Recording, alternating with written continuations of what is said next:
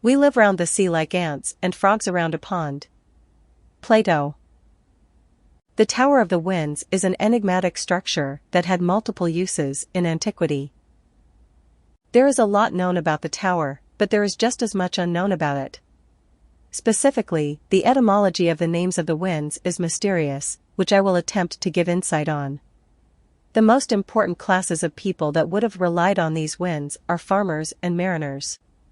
According to Britannica, Tower of the Winds, also called horologium, Greek horologion, timepiece, is a building in Athens erected about 100 to 50 BC by Andronicus of Cyrrhus for measuring time. Initially described by the Roman architect Vitruvius, 1st century BC, the Tower of the Winds was fancifully reconstructed in the 16th century editions of his work by Cesare Cesariano and Giovanni Rusconi. According to George E. Coroneos, the relief panels on the frieze of the Tower of the Winds, Horologion of Andronikos Kerestes, in the Roman Agora of Athens. In this panel, the wind god Zephyrus, west wind. According to authors cited on Wiki, Zephyrus, along with his brother Boreas, is one of the most prominent of the anemoi. They are frequently mentioned together by poets, and along with a third brother, Notus, the south wind, they were seen as the three useful and favorable winds, the east wind, Eurus, seen as bad omen. They are the three wind gods mentioned by Hesiod, as ancient Greeks avoided talking about Eurus. It seems easterly winds brought conditions that killed crops, and perhaps made navigating difficult. From his last bow, 1917, there's an east wind coming all the same, such a wind as never blew on England yet. It will be cold and bitter, Watson, and a good many of us may wither before its blast. But it's God's own wind nonetheless, and a cleaner, better, stronger land will lie in the sunshine when the storm has cleared.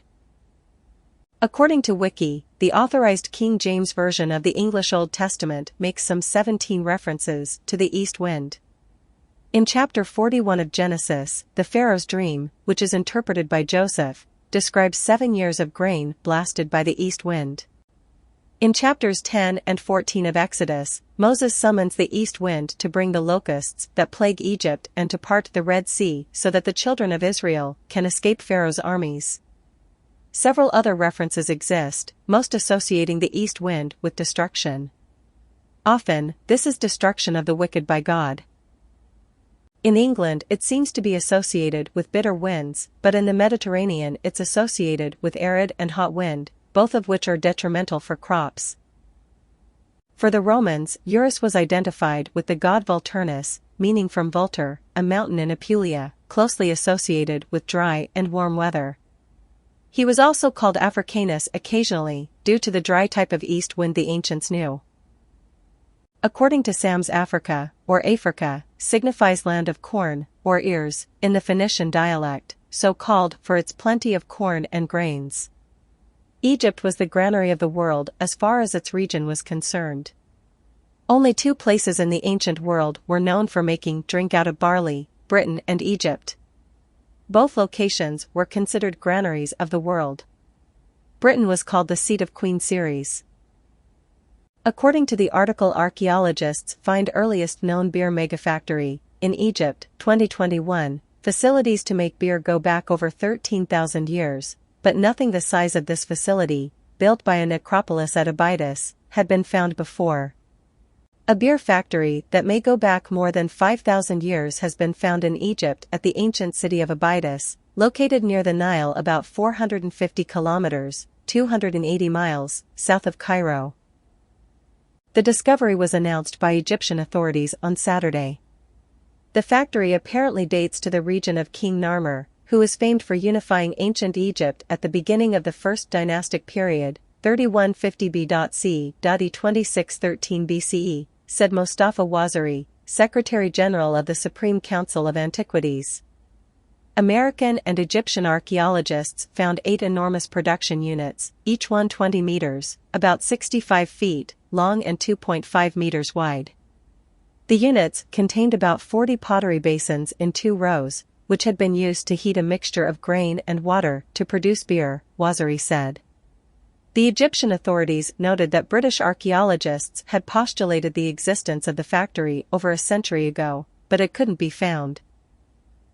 According to Wiki, Boreas, Beta Omicron Rho Alpha, Boreas, also Beta Omicron Rho Rho, Boreas, is the Greek god of the cold north wind, storms, and winter.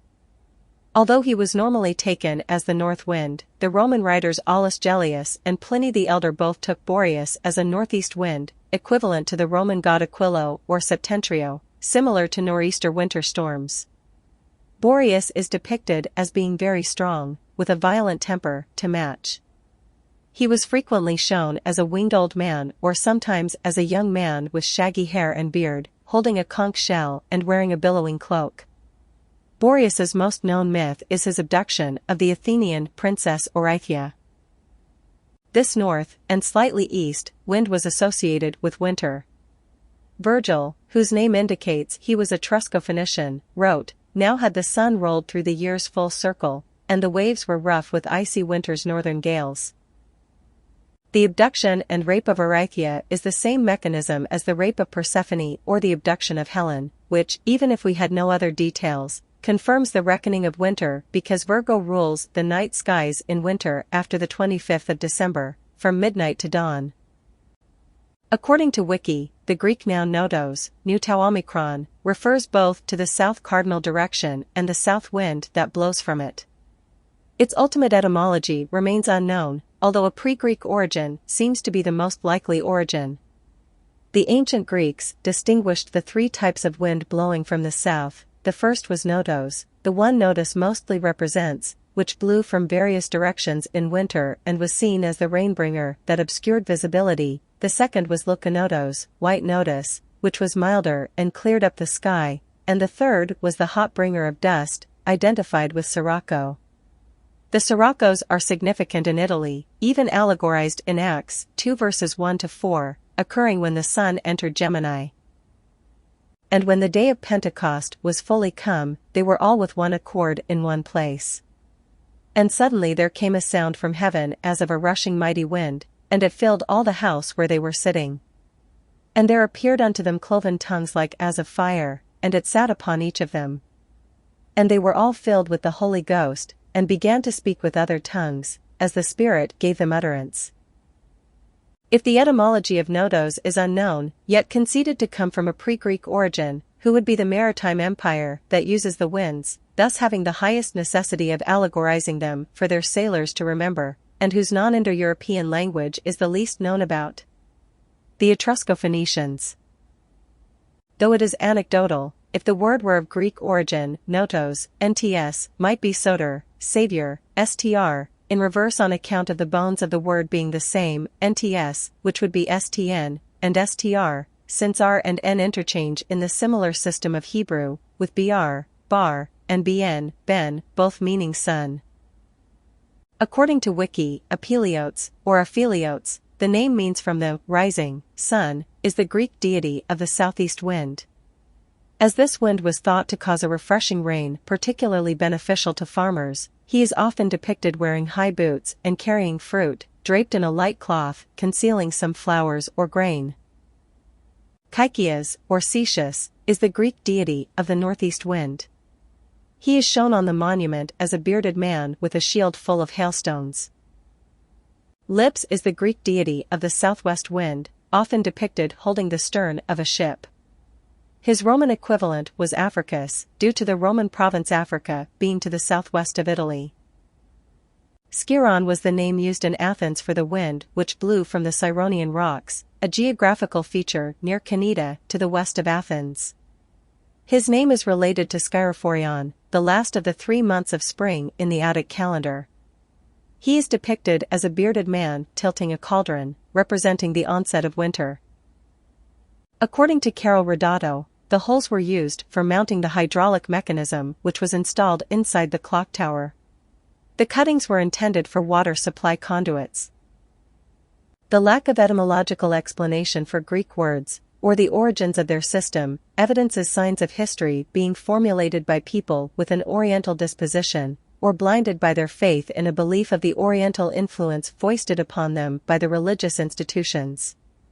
Even the Greek name of the British Isles was a Celtic word that the Greeks merely slapped a Greek termination onto.